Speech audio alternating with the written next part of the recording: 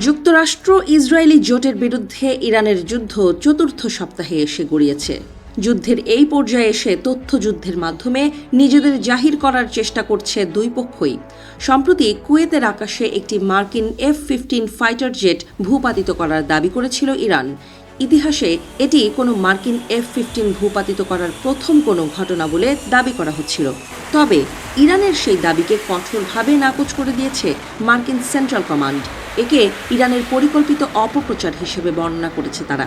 দুই পক্ষের এই পাল্টাপাল্টি দাবিতে দ্বিধার মধ্যে পড়েছে সমর বিশেষজ্ঞরা। ইরান F-15 ভূপাতিত করলেও ইজ্জত বাঁচাতে যুক্তরাষ্ট্র সত্য লুকাতে পারে বলে মনে করছেন তারা।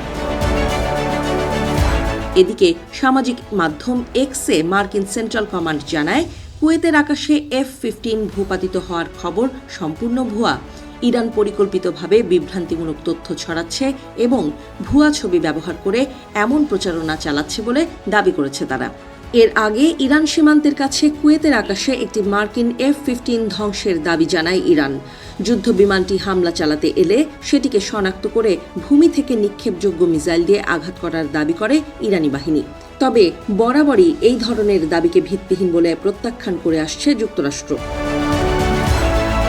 তবে আরেকটি ঘটনায় মার্কিন F-15 যুদ্ধ বিমান ক্ষতিগ্রস্ত হওয়ার আংশিক সত্যতার ইঙ্গিত পাওয়া গেছে। এয়ার অ্যান্ড স্পেস ফোর্সেস ম্যাগাজিনের প্রতিবেদনে বলা হয়, 19 মার্চ ইরানের আকাশে একটি অভিযানের সময় অন্য একটি মার্কিন F-35 স্টেলথ যুদ্ধ বিমান ক্ষতিগ্রস্ত হয়।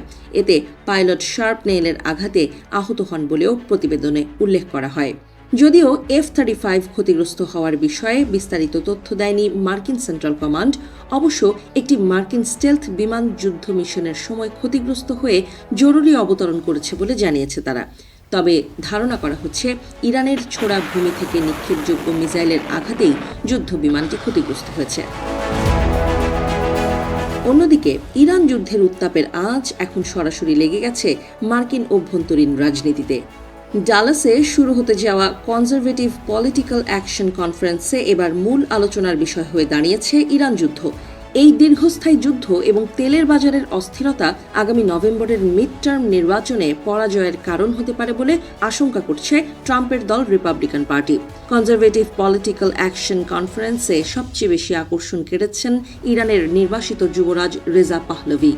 ইরানের বর্তমান শাসনের পতনের পর একটি সম্ভাব্য অন্তর্বর্তীকালীন নেতৃত্বের রূপরেখা নিয়ে পশ্চিমা বিশ্বের সমর্থন আদায়ের চেষ্টা করছেন তিনি।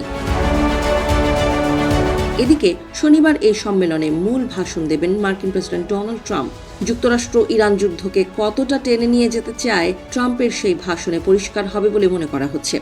একদিকে হরমুজ প্রণালীতে তেলের ট্যাঙ্কার চলাচল নিশ্চিত করা, অন্যদিকে দেশের রাজনৈতিক ক্ষমতা ধরে রাখা এই দ্বিমুখী সংকটে এখন এক গভীর চোরাবালিতে আটকে আছে ট্রাম্প প্রশাসন।